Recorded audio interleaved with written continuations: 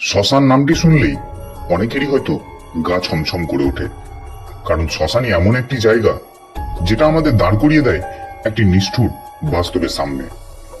আজ আমি তাই ঘুরে দেখাবো তারাপীঠের এই মহাশ্মশানকে, এবং আপনাদের জানাবো তারাপীঠের এই শ্মশান কিভাবে মহাশ্মশানে পরিণত হলো, আর জানাবো এই তারাপীঠের মহাশ্মশানে কি কি অলৌকিক শক্তি লুকিয়ে আছে সেই সম্পর্কে।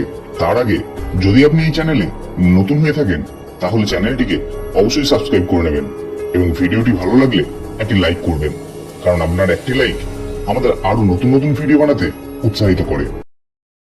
তারাপীঠ, যার আগের নাম ছিল চণ্ডীপুর গ্রাম, হিন্দু ধর্মের খুবই একটি জনপ্রিয় ও পবিত্র সিদ্ধপীঠ হলো এই তারাপীঠ। প্রত্যেকদিন হাজার হাজার ভক্তরা আসেন মা তারা দর্শনে।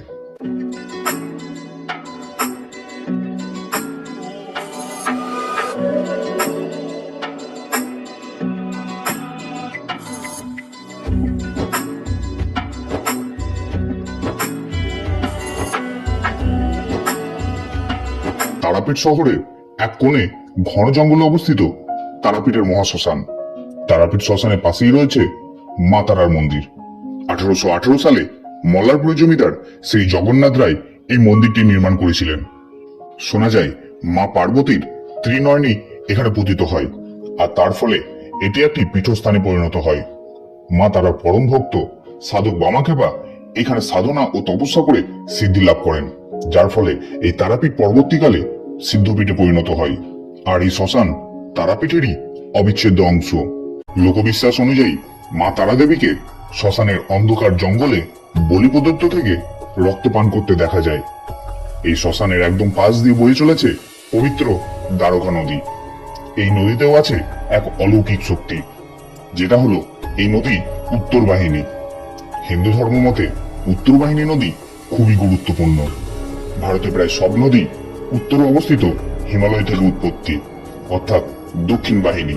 ব্যতিক্রম হলো কাশীর গঙ্গা ও বীরভূমের দ্বারকা নদী। এই নদীর জলে স্নান করলে পূর্ণ হয় মনের সকল মনস্কামনা, দূর হয় সব পাপ। তারাপীঠ শ্মশানে এদিক ওদিক ঘুরতে ঘুরতে দেখতে পাবেন অনেক সাধু সন্তদের, যারা প্রত্যেকদিন তারামায়ের সাধনা ও ধ্যান করেন। শ্মশানের বিভিন্ন জায়গায় সাধু সন্তদের ছোট ছোট কুটির আপনাদের চোখে পড়বে। রাতের অন্ধকারে শ্মশানে সাধু সন্তরা যখন ধ্যানমগ্ন থাকেন, তখন শ্মশানের জঙ্গলে বিভিন্ন জায়গায় নক্ষত্রের মতো আলোক রশ্মি প্রজ্বলিত হয়। লোকবিশ্বাস অনুযায়ী এই আলোই হলো নাকি মা তারা।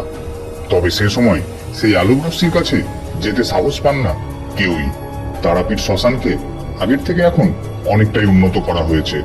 কাঠের চুল্লির পাশাপাশি এখন ইলেকট্রিক চুল্লিরও ব্যবস্থা করা হয়েছে। তারাপীঠ শ্মশান ঘুরতে ঘুরতে এবার আমি পৌঁছে গেলাম সাধক বামাক্ষেপার সমাধিস্থল ও পঞ্চমন্দির আসনের সামনে। এটি হলো সাধক বামাক্ষেপার সমাধি মন্দির। 1911 সালে তার মৃত্যুর পরে তার পূর্ব ইচ্ছাতেই শ্মশানের এই অংশে তাকে সমাধিস্থ করা হয়। সমাধি মন্দিরের একদম পাশেই রয়েছে পঞ্চমন্দির আসন। এই পঞ্চমন্দির আসন ঘিরেও রয়েছে এক অলৌকিক শক্তি।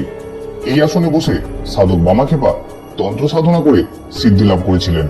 খুব যোগ্য ও শুদ্ধ চিত্রের মানুষ না হলে এই আসনে বসা মাত্র সারা শরীরে তীব্র জ্বালা অনুভূত হয়, এবং সেই জ্বালার ফলে সেই মানুষ উন্মাদ পর্যন্ত হয়ে যায়।